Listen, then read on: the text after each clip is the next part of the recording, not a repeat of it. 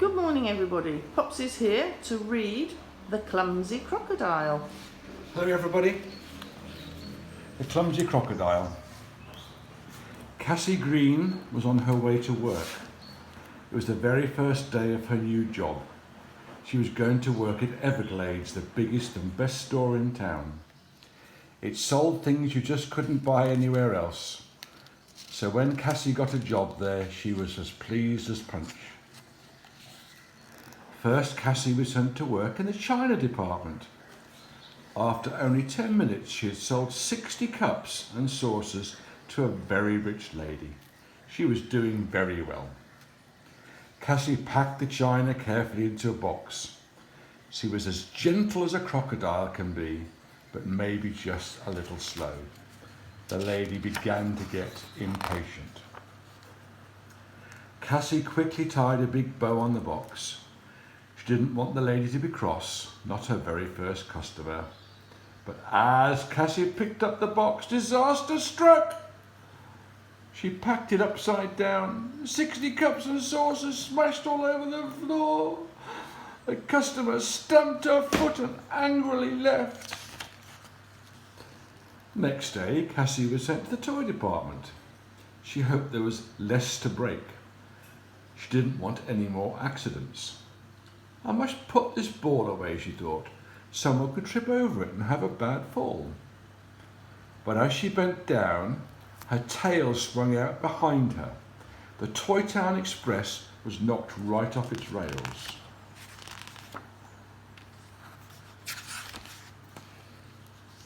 So she was sent to the food hall, but there things went from bad to worse. Cassie tripped over a stool.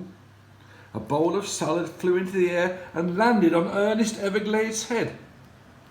Ernest Everglade owned the department store. He was Cassie's boss and he wasn't a happy man. "Go to my office now," he yelled. Trembling, Cassie obeyed. Ernest Everglade was furious. "I like salad," he fumed, "but not on my head. Go away and don't ever come back. Everglades is the biggest and best store in town. We don't want clumsy crocodiles here. You've caused far too much trouble already." Cassie was heartbroken. "Just give me one more chance," she begged. "I promise I'll be careful. I'll be quiet as a mouse, as gentle as a giraffe." But Mr. Everglade was more interested in his newspaper. He wasn't even listening to Cassie. As he looked up, "Are you still here? I have more important things to worry about. Some jewel thieves are in town, the famous Greedy Boys." Cassie gasped even. Everybody had heard of the Greedy Boys, but she still wanted her job back. She began to cry. Now, Mr. Everglade couldn't stand crying. He would do anything to stop it. Okay, he said. "Go to the luxury goods department first thing on Monday morning." On Sunday, Cassie worked hard at home getting ready for Monday. She emptied the cupboards and stacked everything inside them. She stacked every pot, plate, cup and saucer in the house. The stacks got wobblier and higher, but they didn't fall down. "Oh," cried Cassie, "perhaps my clumsiness is cured." Next she found paper, scissors and ribbon and tape, and she wrapped everything up she could get her hands on. When she finished wrapping, Cassie was exhausted. All she wanted to do was to sit down. But when she looked for her comfiest chair, there was one small problem. Looks like she's wrapped it up. So she set up a mirror and served imaginary customers. "A flying pig? Try the pet department, sir. I'm sorry, madam, we don't sell crocodile skin handbags. You don't like your spotted socks? I'll change them at once. That looks heavy. Let me carry that priceless statue for you." As she smiled, her toothy crocodile smile, her whole face ached. Finally, Cassie put on her Everglades badge and admired herself in the mirror. "I look perfect. I'm going to be the best sales assistant Everglades has ever had, or even had." On Monday morning, Cassie was the first to arrive in the luxury goods department. She tiptoed past the jewels and gems and antique pots, her tail trembling in trepidation. Only the security guard was there. He'd been guarding the store all night.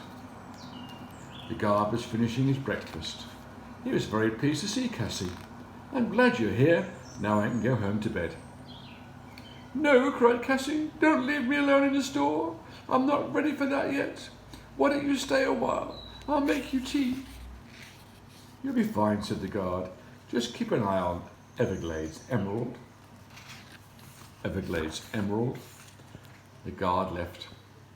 Cassie wasn't nervous anymore. She felt important. She was in charge. The Everglades Emerald was the most expensive thing in the store. It was kept in a case of extra strong glass. Cassie gazed at it wide-eyed in wonder. "Wow," she gasped, "it's beautiful." "I know," she thought. "I'll polish the glass and make it even sparklier." But Cassie wasn't the only one admiring the emerald. Hiding behind a pot were Nigel and Rupert, the greedy boys. "What a beauty," sighed Nigel. "I can't wait to get my hands on it. That emerald will make us millions." "But look at the case," said Rupert. "How will you ever break that glass?" "Never fear, Nigel." And as Cassie wandered away from the emerald, Nigel took something from his pocket. He held up a small whistle. "You imbecile, how's that going to help us?" scoffed Rupert. "You see, it's my secret weapon, and it can't be heard by humans." He put the whistle to his lips and blew. The case exploded, the glass shattered. He grinned. The Everglades emerald was theirs for taking. "At last," gasped Rupert, "the emerald is ours." Nigel and Rupert sneaked out from the hiding place. Their eyes glittered with greed. "Now collect your prize. I've waited years for this. Nothing can stop us now." As the thieves crept closer to the emerald, but Nigel made a big mistake. He was right about humans not being able to hear the whistle, but what he didn't know was animals could hear it. "Hey," thought Cassie, "the Toy Town Express."